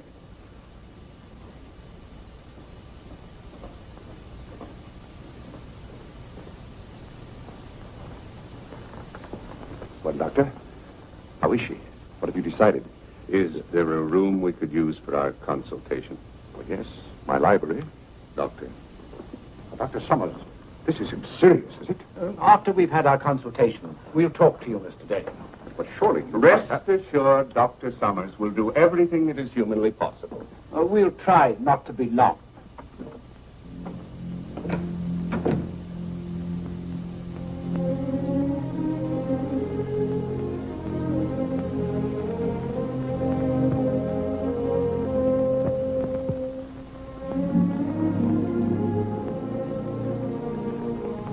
Tell me, this Dr. Summers, he's very highly thought of, isn't he? Oh, yes. If Vinnie is seriously... If anyone could help her, he could. Don't you think? Very fine position. But there is a greater help, ever present in the hour of need. Let us turn to him in prayer. Let us kneel and pray.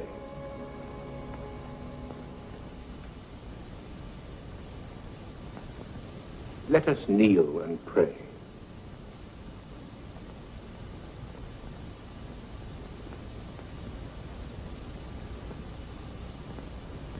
O Lord, look down from heaven.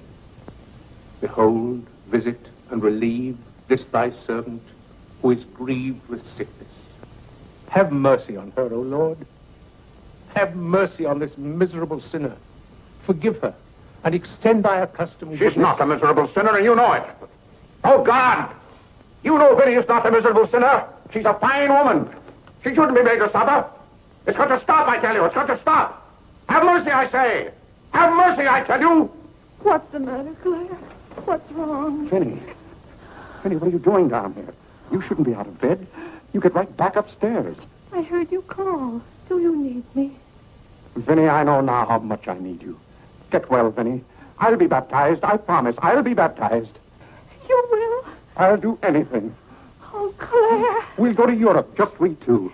You won't have to worry about the children or the household accounts. Vinnie. Don't worry, Mr. Day. She'll be all right now. Bless you for what you have done. What'd I do? You promised to be baptized. I did? Oh, Gad!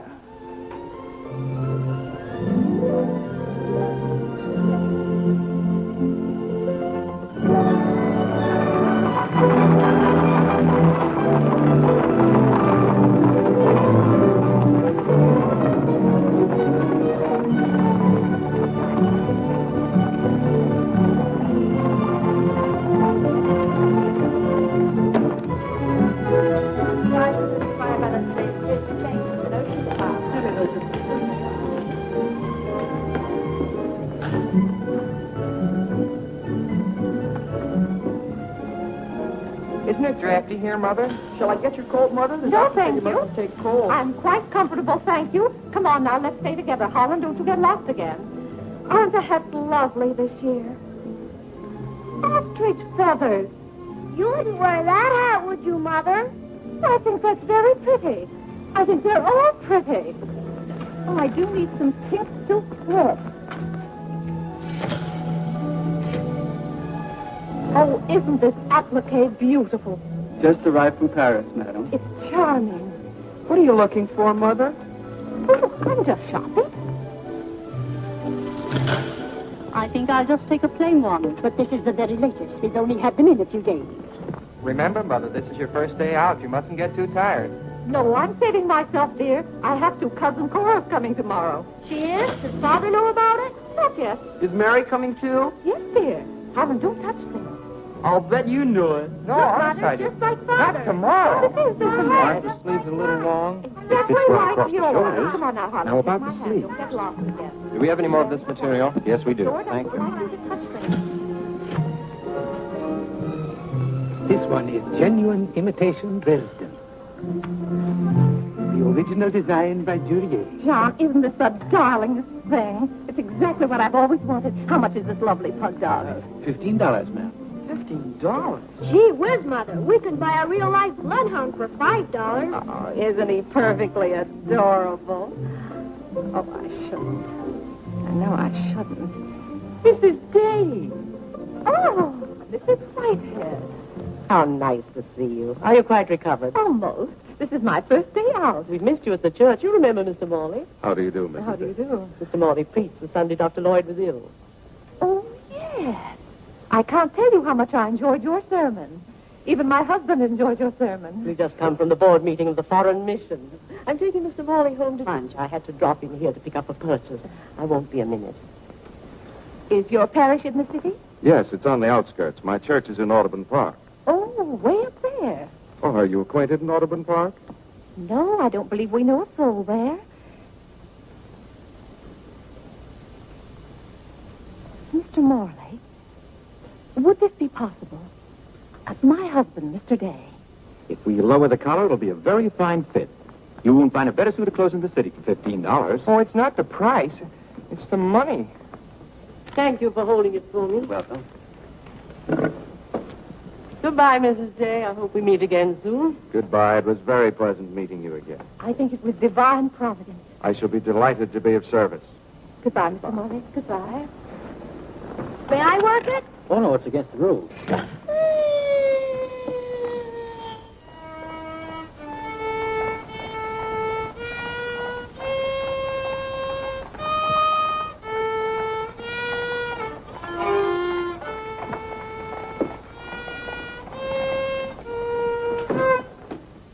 Hello. What did you bring home more medicine for? Dr. Bartlett paid us off, didn't he? Oh, yes. Oh, Jiminy, you scared me. I've got to take $15 right down to McCreary's. I bought a suit there this morning, and I said I'd have the money this afternoon.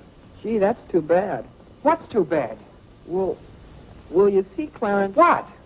Dr. Bartlett paid us off in medicine. Oh, God! Well, he thanked us, too, for our services to mankind. But my suit, I've got to have it tomorrow. And besides, they're making the alterations. I've got to have $15. Maybe you could offer them 15 bottles of medicine.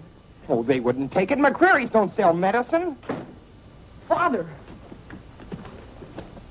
Vinnie, I'm home.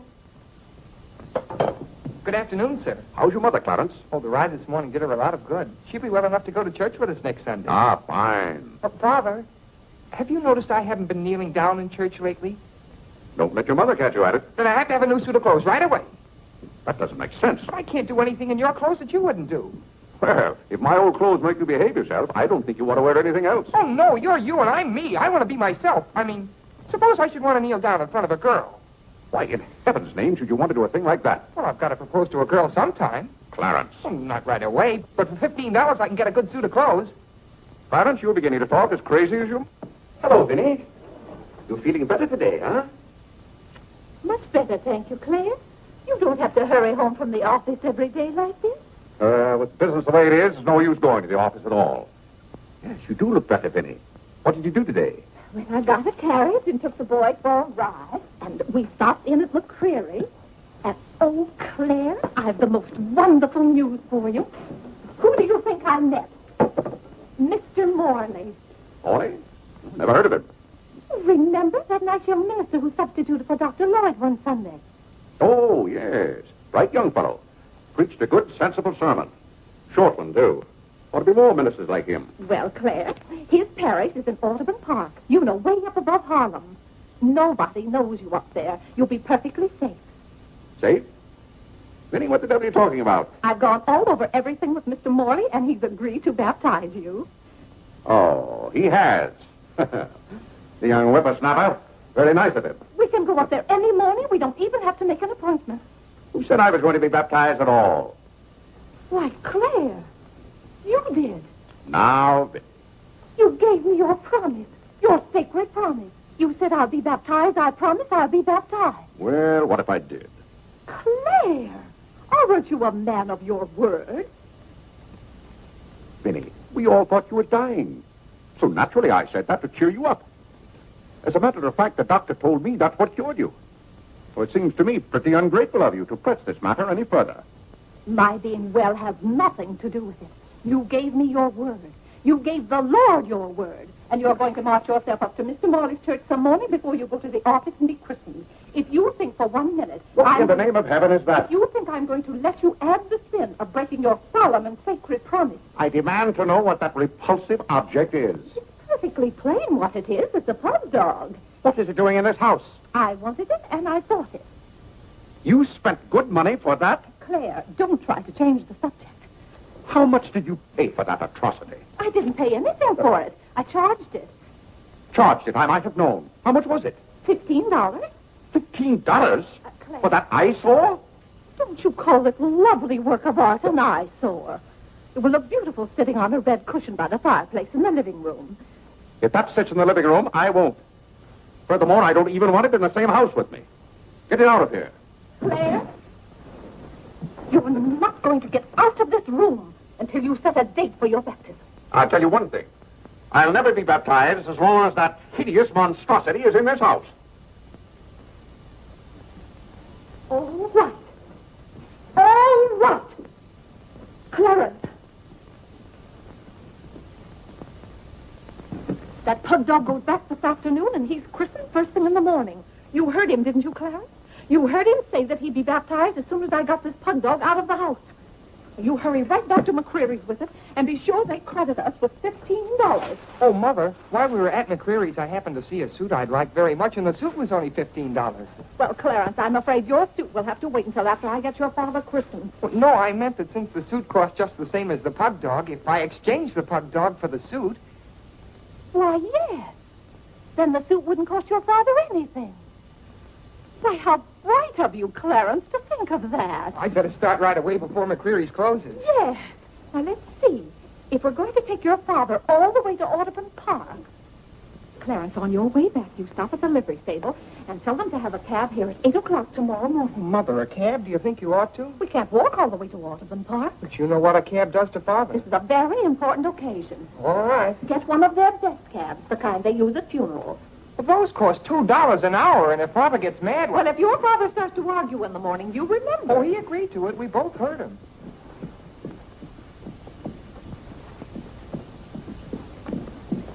I hope you notice Clarence is returning the pug dog. Well, that's a sign you're getting your faculties back. Don't dawdle, Clarence.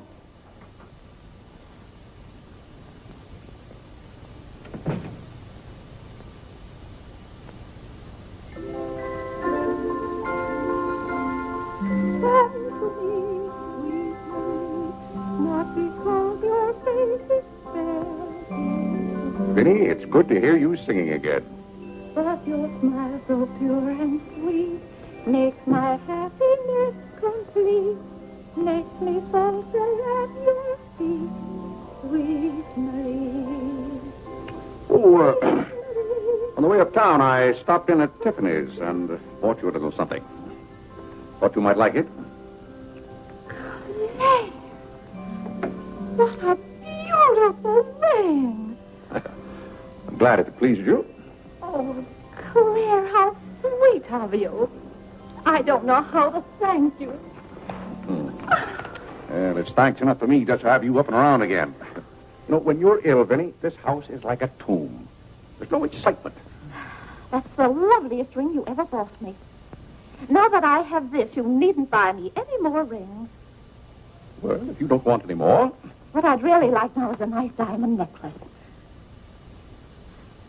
Vinnie, do you know how much a diamond necklace costs? Yes, I know, Claire, but don't you see, you're giving me this shows I mean a little something to you. Now, a diamond necklace. Good heaven.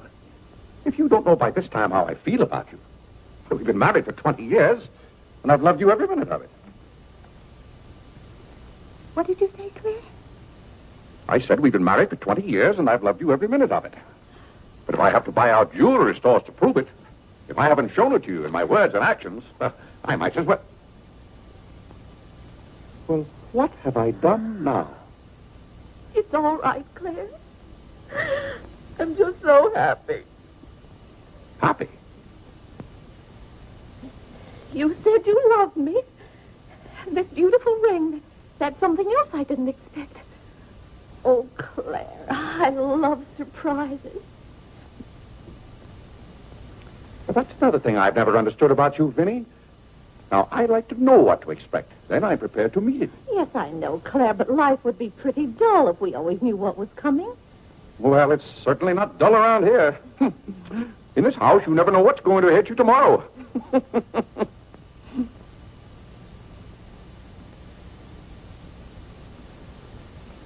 Every daisy in the dell knows my secret, knows it well, and yet I dare not tell thee, sweet Marie,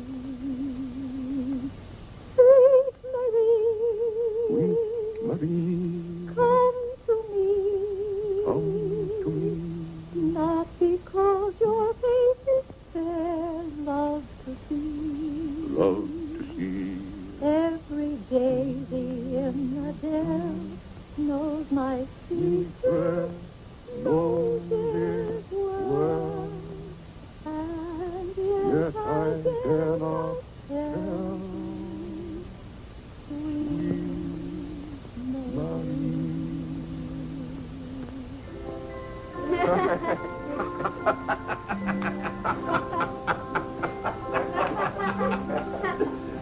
Well, then, Harlan. Liberty? Who are you? What's your name? Margaret, sir. Can't be Margaret. We've got one Margaret in the house. At home they call me Maggie, sir. All right, Maggie. If her name's Margaret, that's a good sign. Maybe she'll stay a while. Do you know, boys, your mother used to be just the same about cooks as she is about maids. Never could keep them, for some reason. Well, one day about 14 years ago. Yes, it was right after you were born, John. My, you were a homely baby. Thank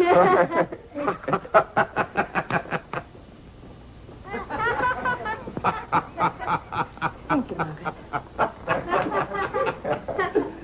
Good morning, boys. Good morning. Good morning, Mother. Good morning, Claire. Morning, Vinnie.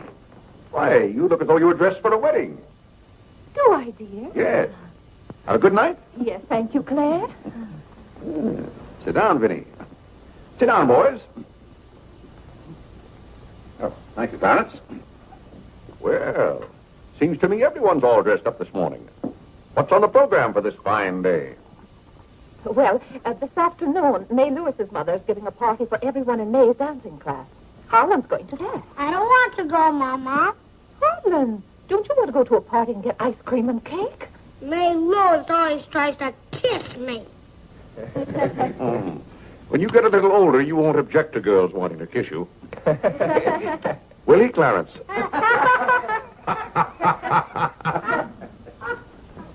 This is for you, Mr. Day. Where shall I put it? Oh, that's for me, I think. Take it upstairs, Maggie. Wait a minute, Maggie. Bring it here. Let's see it. See, it's for me, Father, Clarence Day, Jr. Let me look. Well, that's from McCreary's. And it's marked charge. What is it? Claire, it's all right. It's nothing for you to worry about. Well, at least I think I should know what's being charged to me. What is it? Claire, stop your fussing. It's a new suit of clothes for Clarence, and it isn't costing you a penny.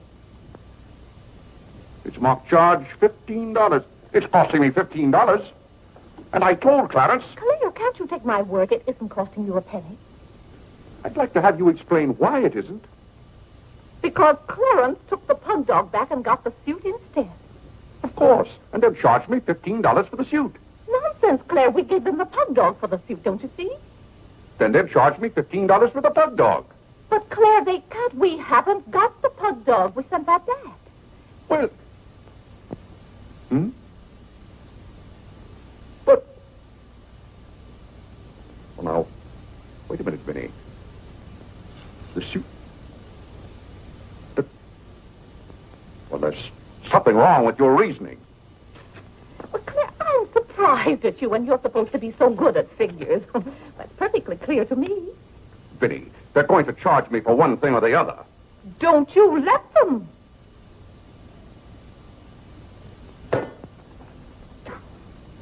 Well, McCreary's aren't giving away suits and they aren't giving away pug dogs. Why, it should be clear to a child that if Clarence sent the pug dog back, they... Well... I will not have that botanical freak in this room. John, have you been going around this town selling medicine? Yes, Mother. Dog medicine? No, Mother, not dog medicine. This letter from Mrs. Sprague says you sold her a bottle of this medicine and that her little boy gave some of it to their dog and it killed him. Now she wants $10 from us for a new dog. Here, let me see that letter. Well, we shouldn't have given it to a dog. It's for humans. Why, it's Bartlett's beneficent balm made from a secret formula. Have you been going around among our friends and neighbors selling some patent nostrum? But it's good medicine, Father. I can prove that by Mother.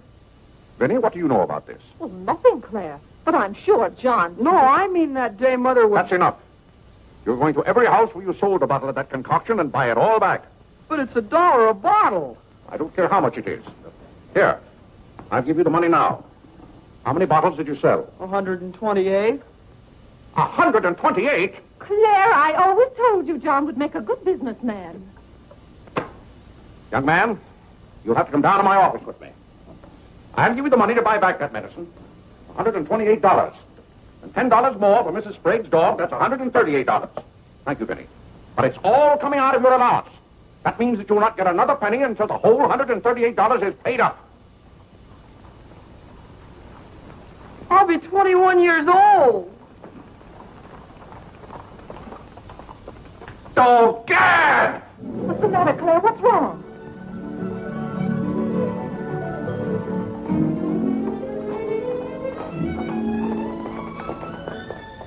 Those gypsies are back. Don't anyone answer the door. They're moving in on us again, bag and baggage. I won't have it, I tell you. I won't have it. Now, Claire. Don't let them in. Claire, hush up. They'll hear you. Tell them to get back in that cab and drive right on to Ohio. As if we could turn our own relatives away. But they're extravagant enough to take cabs when horse cars run right by our door. And now you be quiet and behave yourself. John, come help with the baggage. Why do they always have to pounce on us without any warning? Cora, Mary. Well, it's so good to have you back again. How are you, Vinnie? We've been so worried about you. I'm fine now. Did you have fun in Springfield? Wonderful. John.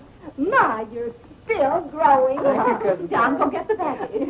There's Whitney. How are you, darling? Fine, thank you. And little Harlow. Have you been a good boy? No. Claire, the girls are here. Cousin Claire, here we are again. My, it's so nice to be back. How do you do, Mr. Day? How do you do? Come and sit down and have some breakfast with us. Oh, we had breakfast at the depot. Well, we practically finished ours. I haven't finished my breakfast. Well, then sit down, Claire. Come and have a cup of coffee anyway. Oh, Mary, thank you, sit over Vinnie. there. Cora, Maggie, clear those places. My, this seems so natural. Claire, don't let your kippers get cold. Maggie, serve some coffee. Yes. Oh, where's Clarence? He must be upstairs moving his things so you can have his room again. Oh, Vinnie, we can't stay overnight. Grandpa Edison's been sailing very fast, and that's why I have to hurry back. We're leaving on the 5 o'clock train this afternoon. Well, Cora, it certainly is good to see you again.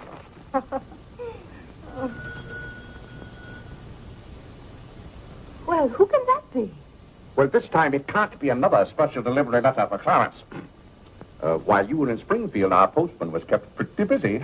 It's the cab, ma'am. Cab? What cab? The cab that's to take us to Audubon Park. Oh? Who's going to Audubon Park? We all are. Cora, the most wonderful thing has happened. Claire is going to be baptized this morning. Vinnie, what are you saying? I'm saying you're going to be baptized this morning. I am not going to be baptized this morning or any other morning. You promised yesterday that as soon as I sent that pug dog back, you'd be baptized. I never said anything remotely like that. Clarence was right there and heard you. That's why I ordered the cab. The cab. Vinnie? You send that right back. I'll do nothing of the kind. I'm going to see that you go to heaven. I can't go to heaven in a cab. Well, you can start in a cab. I'm not sure they'll ever let you into heaven, but I know they won't unless you're baptized. They can't keep me out of heaven on a technicality. Claire, stop quibbling. You may as well face it. You've got to make your peace with God. Until you stirred him up, I had no trouble with God. Harlan, Whitney, come get your Sunday hats. Clarence, John. Yes, Mother? Hurry, we're ready to go. Oh, my prayer book. Harlan, come let me fix your tie. Vinnie, are you mad?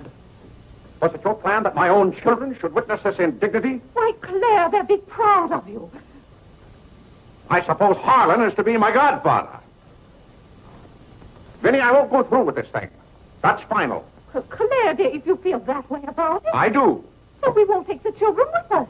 I'm not talking about the children. I'm ready, Mother. Oh, John. Vinnie, I haven't time for anything like that this morning. I've got to take John down to my office with me and give him the money to buy back that dog medicine. But it wasn't dog medicine, sir. Young man, we're starting downtown this minute. You do no such thing. You gave me your sacred promise that day I almost died. Yes, and she would have died if we hadn't given her some of that medicine. That proves it's good medicine. You gave your mother some of that dog medicine? John, you didn't. Yes, we did, Mother. We put some in your tea that morning. John. Do you realize you might have killed your mother? You did kill Mrs. Sprague's dog. John, I'll have to give considerable thought as to how you're to be punished for this. But Claire... No, Vinnie. When I think of that day, why, we might have lost you. You're all right now, thank heaven. But what I went through that afternoon, the way I felt, I'll never forget it. You've forgotten it already. What do you mean? That was the day you gave me your sacred promise. Yes, but I wouldn't have given you my promise if I hadn't thought you were dying. And you wouldn't have almost died if John hadn't given you that dog medicine. Don't you see? Well, the whole thing is illegal. Suppose I had died. It wouldn't make any difference to you. You don't care whether we meet in heaven or not. You don't care whether you ever see me and the children again. Oh, Vinnie, you're not being fair to me. It's all right, Claire. If you don't love us enough, there's nothing we can do about it. But that has nothing to do with it. I love my family as much as any man. All my life, I struggled and worked just to... Yeah, there's that cab. Vinnie, you're not well enough to go all the way to Audubon. Oh, I'm well enough if we ride. But that trip would take all morning. And those cabs cost $1 an hour. This is one of their best cabs. This costs $2 an hour. Well, then why aren't you ready? Get your hat on. Oh, tarnation! Hallelujah! Amen! Young lady, if it hadn't been for you, no one would have known whether I was baptized or not.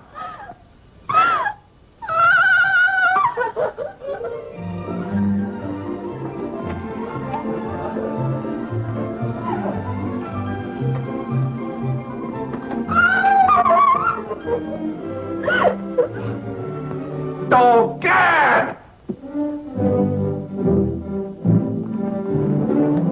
Good morning, Mr. Day. You're going to the office? No. I'm going to be baptized.